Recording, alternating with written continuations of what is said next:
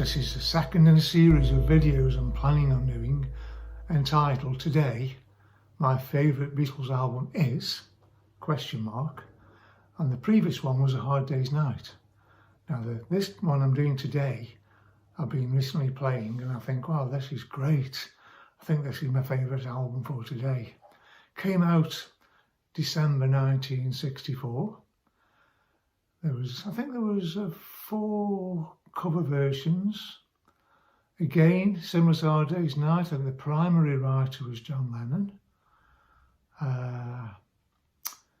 There's songs by Buddy Holly, Chuck Berry, Little Richard and Carl Perkins. And the picture on the front shows them looking a little bit tired. And I think you know what I mean. It's this one, Beatles For Sale. There's the front, there's the back, and it also had a gatefold sleeve, even though this was only single sheet. So that was slightly different for those days. Like I say, they're looking very tired. They've had a couple of years of really intense media, in the media spotlight. This is the vinyl. Yellow parlophone. It's still got the original polyline sleeve.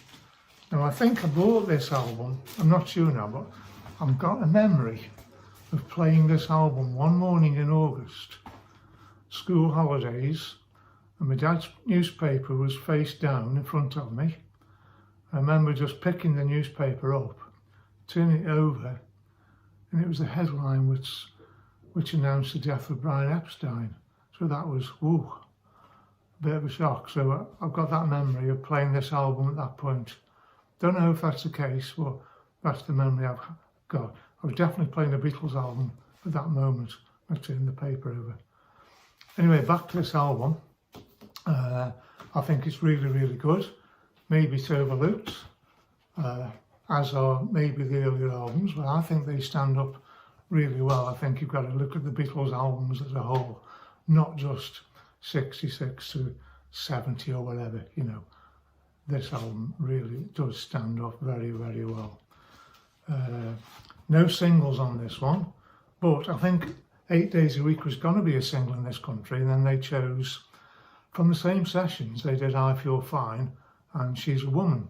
So I Feel Fine was picked as a single, 8 Days a Week remained an album track. I think in the States,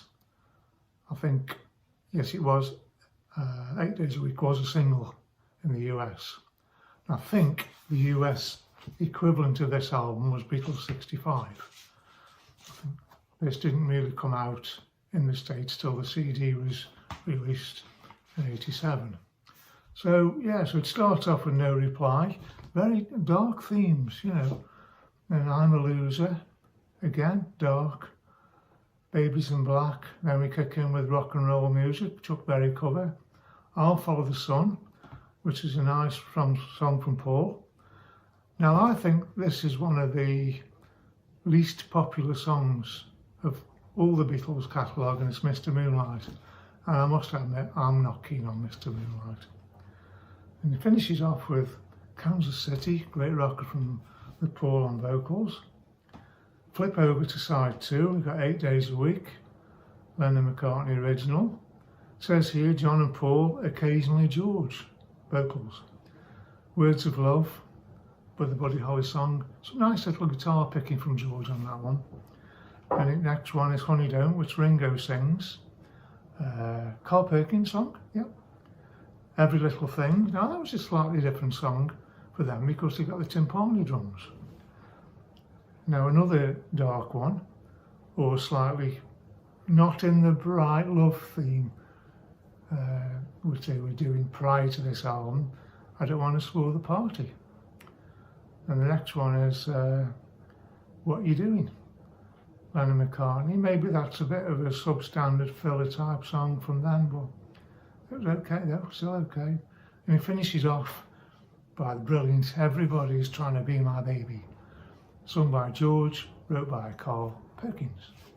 So that wraps up the songs on this one. And again, I'd like to say, you know, it's a great album, and it is for today only, or maybe tomorrow, or it definitely was yesterday anyway. My favourite Beatles album, and I really do hope you can check this one out again and give it another go, because it's wonderful. It really is wonderful. So we'll wrap that one up now, and so for today, my favourite Beatles album is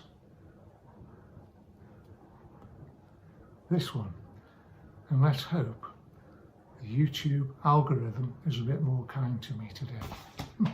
Okay, bye bye.